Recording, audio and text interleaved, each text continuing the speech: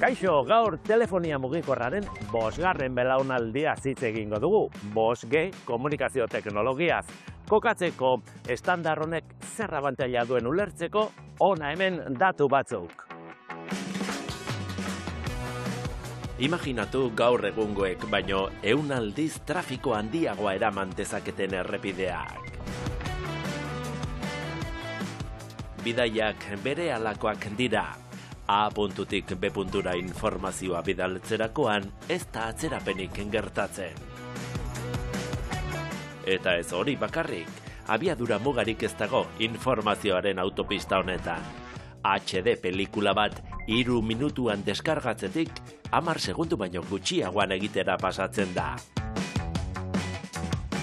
Komunikazio teknologia hau ez da berria, duela 5 urte hasi zen ezartzen eta pixkanaka aplikazio berriak ematen ari zaizkio. Ezaugarri harrigarri horiek baliatuz gaur, 5G non eta zertarako erabiltzen den erakutsiko dizuegu. Has gaitezen!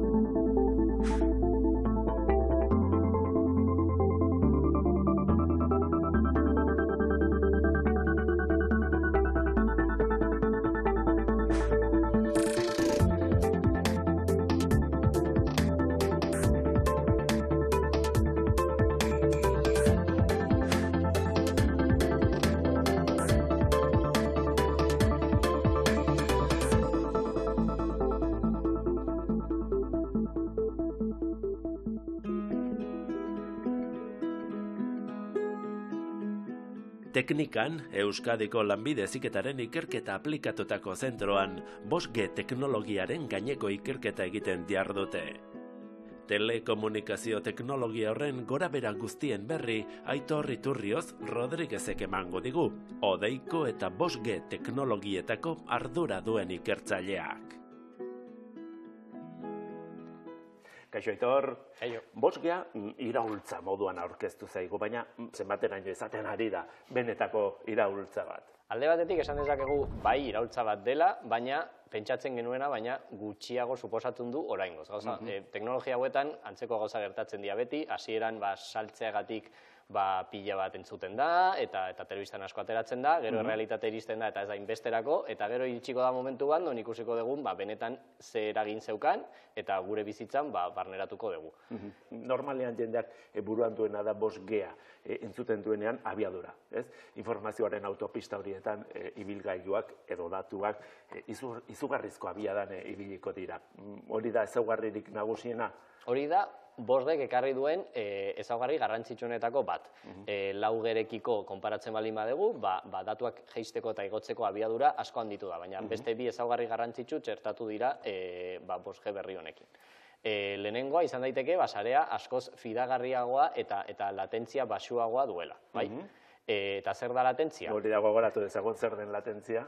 Latentzia da azkenean, gailu batetik bestera informazioa bidaltzeko behar den denbora. Eta orokorrean neurtzen da milisegundotan. Askotan 5Grekin lotuta entzuten da milisegunduko latentziako kontzeptu hori. Eta zertarako da garrantzitsua latentzia? Adibidez, gaur egun hasi da 5G erabiltzen komunikazio kritikoetan. Poliziak, suhiltzaileak, beraien artean komunikatzeko behar dute sarea oso fidagarria izatea eta latentzia minimoa izatea.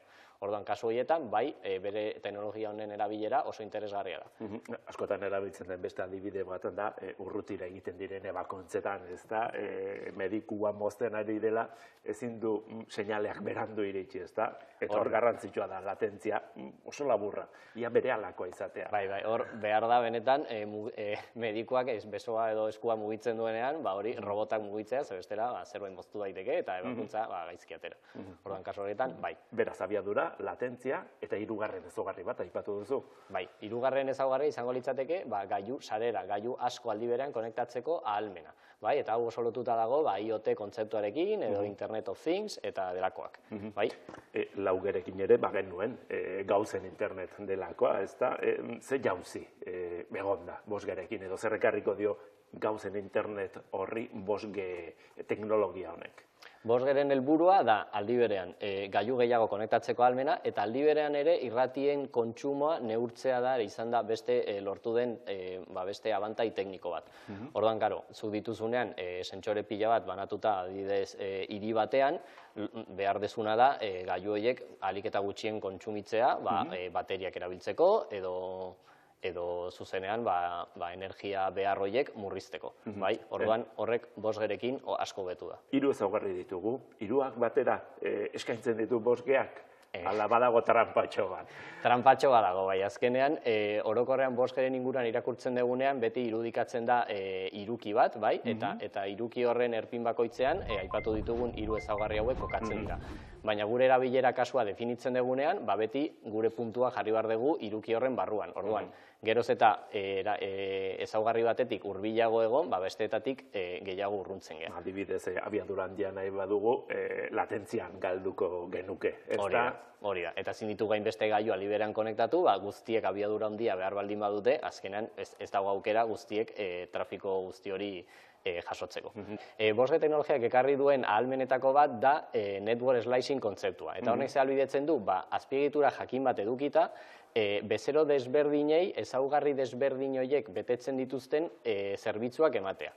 Suposa dezagun daukagula autopista oso zabal bat eta ditugula karril desberdinak. Orduan, karril bakoitzean, bezero bakoitzari eman diezaiokegu lehen aipatu ditugun berezitasun horietako bat. Orduan, batek eduki dezake abiadura oso altua, bere gailuetan, beste batek eduki ditzake robot batzu konektatuta latentzia gutxiarekin, eta beste batek eduki dezake baratz bat, sentsore pila batekin, aldi berean konektatuta, dato gutxi bidaliz. Eta hori guztia autopista berean, ez da? Hori da. Obrarik egin gabe, lanik egin gabe. Hori da. Orduan, hemendik aurrera hasiko gai ikusten, gure operadorek, zerbitzu horiek, enpresa jakin batzuei norbaitek behar baldin badu berezitasun bat, slice bat sortuko zaio berari eta teknologiaren ezaugarri hauetako bat aprobetxa dezake.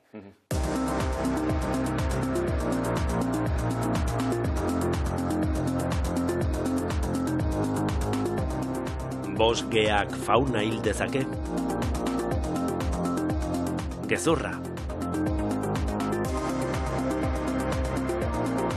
Azken urteetan bideo ugari dabiltza sare sozialetan hildako hegaztiak edo erleak erakusten, eta heriotza horiek bosge antenei leporatzen. Hala ere, animaliei egindako azterketek erakutsi dute heriotza horien benetako eragileak beste batzuk izan direla. Esaterako, klimaren aldaketa, parasitoak edo nekazaritzan erabilitako pestizidak. Jaso diren datuen arabera, ez dago evidentzia zientifikorik esateko bosge teknologiak animalien heriotza eragiten duenik.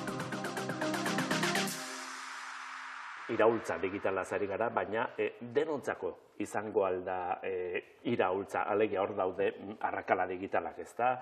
Hiria, nekazal eremuak, adinari lotutako arrakalak, ez da? Iraultza guztioi iritsiko zaigu. Garbi dago desberdintasuna daudela, teknologia hauek edatzen hasten dianean, hasiera batean beti edatzen dira hiri handietan jende gehiago bizi dalako eta operadorentzat errazago dalako inbertsio horiek amortizatzea, eta gero denborarekin juten dira iristen nekazal eremuietara.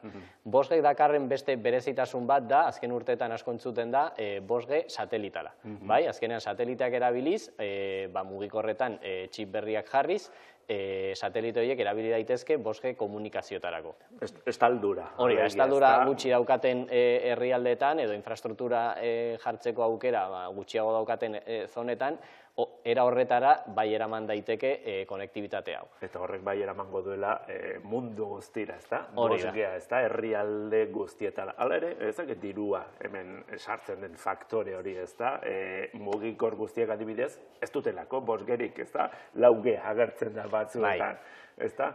Duela urte batzutik aurrera, mugikor gehienei ja 5G teknologia daukate, baina beti gertatu da. Hasieran 4G telefonak atera ziranean, 3G-rekin geunden eta ziren iristen, eta gero denborarekin prezioa jutzen da jeisten, eta azkenan demokratizatzen da teknologiaren sarbide hori. Baina beharrezkoa da 5G duen mugikor bat 5G-aren abantaila guztiak izateko, ez da? Bai, mugikorra aldatu behar da 5G-ko elementu horiek erabili ahal izateko. Azpiegiturak ere aldatu behar izan dira, edo aldatu behar izango dira 5G-a edatzen jarraitzeko.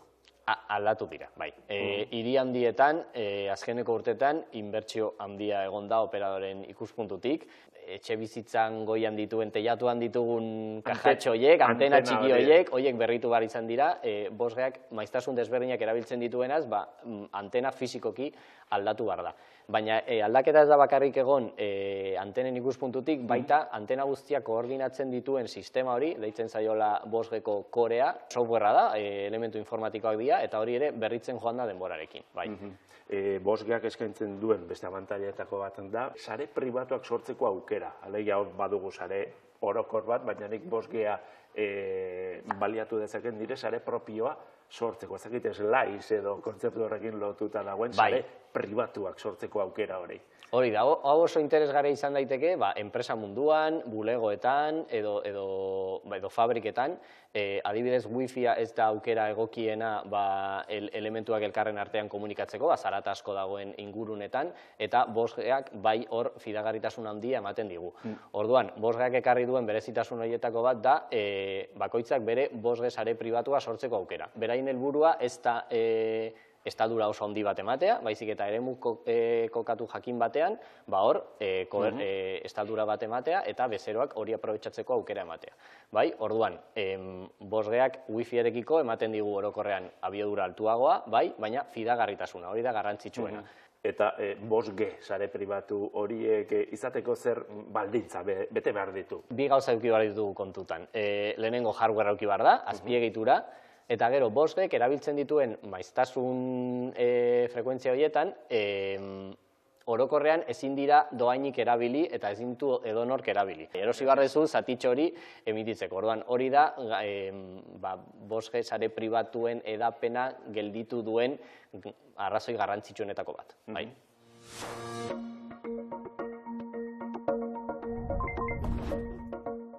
Petronorrek 5G sare pribatu bat instalatu du Muskizeko lantegian eta aitzindari bihurtu da teknologia hori erabiltzen azpiegitura kritiko batean. Es una red privada. Sare pribatu bat da, guretzat bakarrik eta erabilera esklusiboa du. Zergatik? Oso garrantzitsua delako gure aplikazio kritiko guztietarako. Komunikazioak adibidez. Hori da pribatua izateko lehen arrazoia. Beste bada, kanpoan eskaintzen digutena baino zerbitzu kalitate hobea dugula. Ez gaude, kanpoko sarearen saturazioaren menpe. Eta hirugarrena da oso malgua dela gure aplikazioak implementatzeko orduan.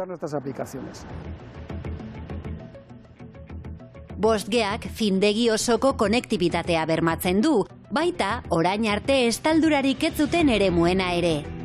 Gainera, sare pribatua denez, beste inork ezin du frekuentzia horretan sartu eta segurtasuna areagotzen da. Horrez gain, datuen transmisioa arintzen du. Komunikazioen eraldaketa osatzeko, gailu analogikoak ordezkatuko dituzte, aukera gehiago eta hobeak dituzten gailu digitalak izango dituzte aurrerantzean. Ahora mismo nuestras comunicaciones son analógicas, por emisora. Gaur egun gure komunikazioak analogikoak dira. Irratiko UHF frekuentzia erabiltzen dugu. Teknologia digitalera pasatuko gara. Horrek aukera emango digu gailuak aldatzeko. Irratiak beharrean, telefono adimendunak izango ditugu. Gainera, gure operadoreak konektatuta egongo dira. Urrunetik adituen laguntza jaso ahalko dute. Bideoak egin, argazkiak atera, audioak eta WhatsAppen antzera, pertsona taldeen artean konektatzeko aukera izango dute. Eta noski, hori modu sofistikatuan egin behar da, eremu industrialean gaude eta. Lo que pasa que, claro, es mucho más sofisticado porque el ámbito es industrial. Kendu ditugu emisora analogikoak eta telefono ATEX batekin operadoreak eta langileak itxegin aldute kontrol salarekin. Telefono bereziak dira findegi batean lan egiteko, esplosibitatea ez dute egiten. 5G teknologia ezarri ondoren, Petronorrek 3 robot erosi ditu segurtasun taldeekin elkarlanean aritzeko. Lan errepikakorrak eta langileentzat arriskutsuak diren lanak egiteko erabiltzen dira robotak. Datuak biltzeko gaitasun handiagoa dute eta ikuskapen denborak murrizten dituzte. Robotekin ere 5G sare pribatuaren bidez komunikatzen dira. 3 robotek oinarrizko sentsorika komun bat dute. Bideokamera eta audio, gas eta termografia detektagailu sinpleak. Baina hori ez gain, bakoitzak bere zereginak betetzeko sentsore bereziak ditu. Robotetako batek kamera akustiko bat du esaterako, ezohiko soinuak jasoz, gas iesak edo matxurak detektatzeko. Findegiko gailuek emititzen dituzten soinuak antzematen ditu eta baten bat arraroa dela identifikatzen badu, alerta jotzen du. Estamos inspeccionando diferentes equipos, bombas y motores, y les tomamos audios. Ekipoak, bombak eta motorak ikuskatzen ari gara, eta audioak hartzen ditugu etengabe, egunean 4-5 aldiz. Eta ondoren, datuak gure audio eta adimen artifizialeko adituei eramaten dizkiegu, aztertu egiten dituzte, eta horrela jakin dezakegu ekipoa ondo funtzionatzen ari den, mantenimendua behar duen, edo zeozer gaizki doan. Hala bada, aditua bidaliko dugu ekipo jakin horretara. Si necesitan mantenimiento o si simplemente vemos alguna anomalía y le mandamos al experto que vaya a ese equipo en concreto. Beste robotonek 2 sentsore espezifiko ditu. Batak hidrokarburo gasen iesak detektatzen ditu, eta besteak tangen termografiak hartzen ditu, barruan dauden produktuen bilakaera zein den jakiteko. 3. robotak antzeko funtzioa du, baina prozesatutako petrolioaren botiletan erabiltzen dute. Findegia azpiegitura kritikoa denez, langileen artean eta robotekin dituzten komunikazioak bermatzea ezinbestekoa da.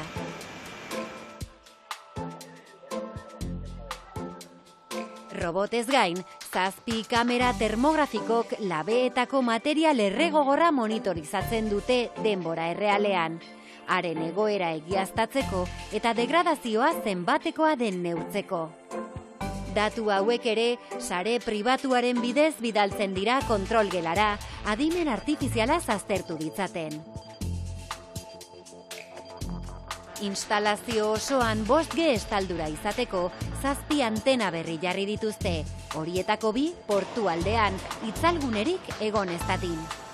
Hala ere, barne komunikazioa etengo lukeen akatsik gertatuko balitz, sare publikoaren zerbitzu osagarria dute, findegiak bakarrik erabil dezakeen frekuentzia batean.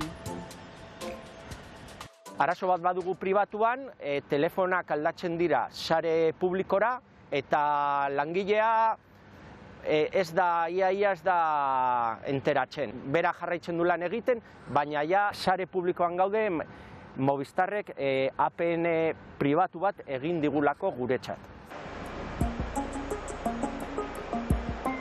Oraingoz, erabilera horiek dituzte pentsatuta, baina sare pribatuari etekina ateratzeko beste erabilera batzuk ari dira proposatzen teknikariak.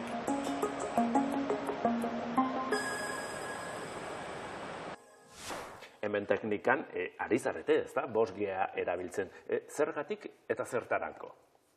Zergatik, azken finean ikusten genuen, etorkizuneko teknologia bat delako, eta teknika azkenean etorkizun horretara aurreratu behar da, eta proiektuak garatu behar ditugu, gero jakintza guzti hori lanbide heziketako ikastetxe guztietan txertatzeko. Orduan, garbi geneukan, teknologia hau hasiera batean garestia zala, eta ikastetxeek hardware horretara sarbidea ez luketela izango. Orduan, Azken urteetan telekomunikazioko mundu hauek asko informatizatu direnez, bai, garatu dira open source proiektu desberdinak bakoitzak bere sare pribatuak garatzeko aukera ematen dutenak. Orduan, hardware oso merkea erabiliz, ordenagailu normalak erabiliz eta irratitxo bat jarriz, nahiko merkea dana, garatu ditugu erronka edo praktika batzuk, gure irakasleek, ikasleekin, sare pribatu horiek edatzeko, SIM-txartelak programatzeko eta ikastetxe barruan froga desberdinak egiteko aukera ematen dutena. Orduan, ekipamendu ez garestia erabiliz, benetan txertatu dezakegu gelan era errex eta simple baten. Hori izan da gure helburuetako bat. Izan ere garrantzitsua da, ezta? Telekomunikazio ikasketak egiten dituzten ikasleek teknologia hau menperatzea. Hori da. Benetako proiektu bihurtu daitezen. Claro, behar dugu gure etorkizuneko langilea gauza hauen inguruan jakitea, sareak kudeatzeko ahalmena izatea eta kontzeptu garrantzitsuenak ulertzea, gero lan munduan sartzen direnean, horrelako lanak egiteko gai izateko.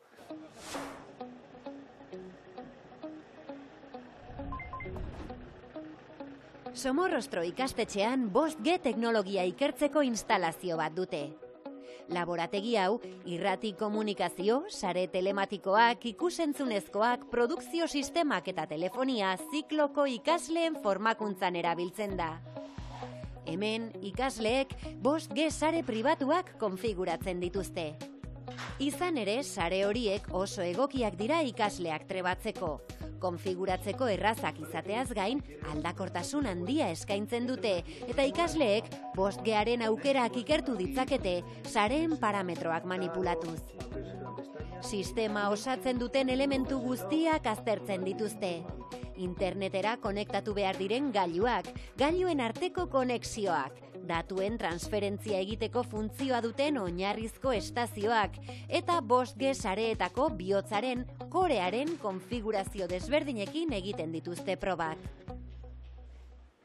En un primer momento, lo que tratamos el profesorado es de aprender.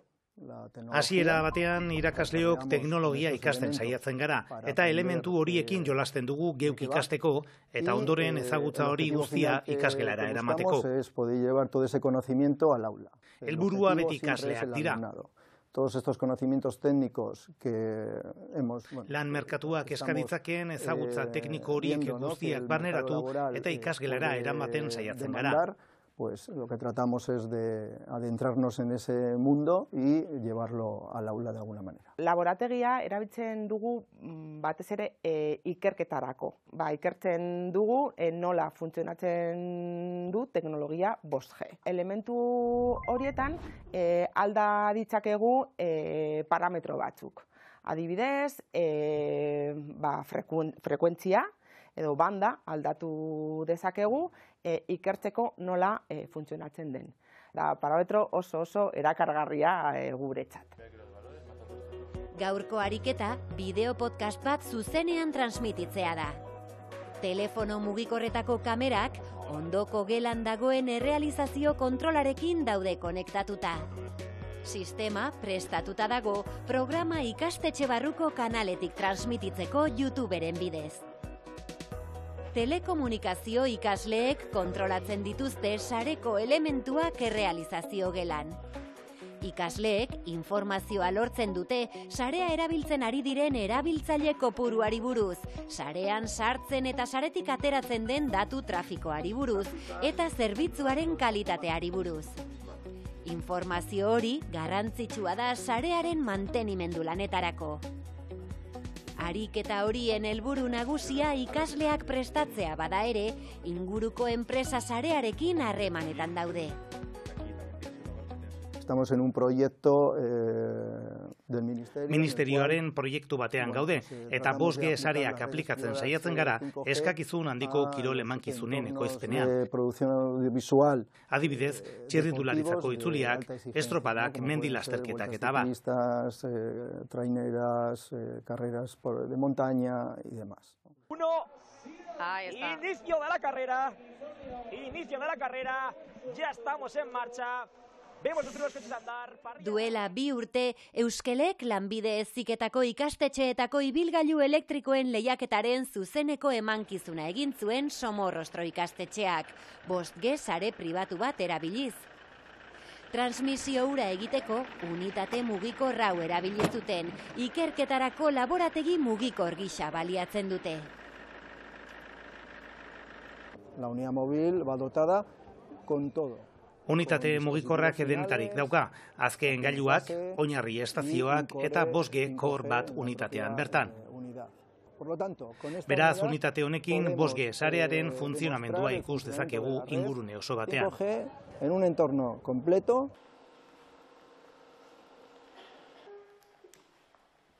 Telekomunikazioen mundurako 5G teknologia ikertzeaz gain, Somorrostron 5Gak prozesu industrialen automatizazioan dituen aukerak ikertzeko proiektu bat dute, Erandioko Tertanga zentroarekin eta Mondragon Unibertsitateko Goi Eskola Politeknikoarekin batera. El 5G nos aporta la automatización. 5Gak abantaila nabarmenak ematen dizkigu automatizazioan. Adibidez, oso latentzia txikiak ditu. Milisegundo bateko latentziaz ari gara. Eta beraz, ekipo industrialak denbora errealean komunika ditzakegu. Aurreko teknologiekin ezin zen halakorik egin. Ekipo asko konektatzeko aukera ere ematen digu.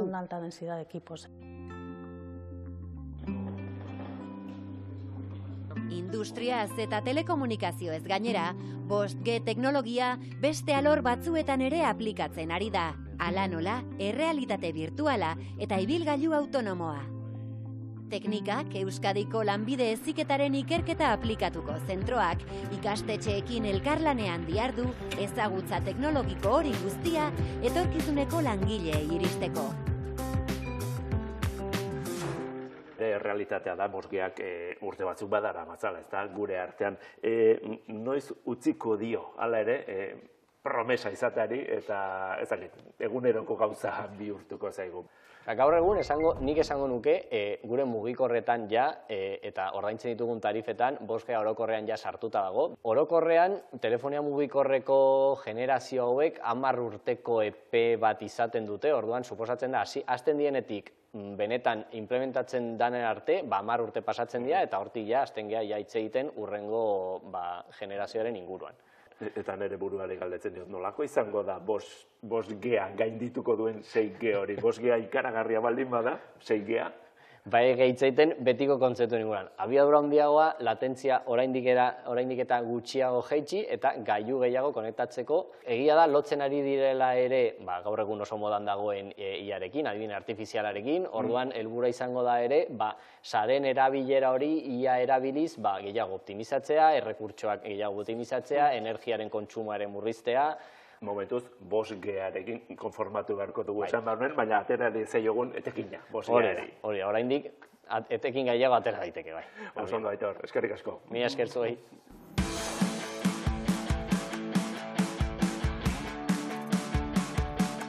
Beraz, 5G-ari etekinik handiena ateratzeko pixkatxo bat falta da oraindik, eta aldi berean 6G-a lehen pausoak ematen ari da.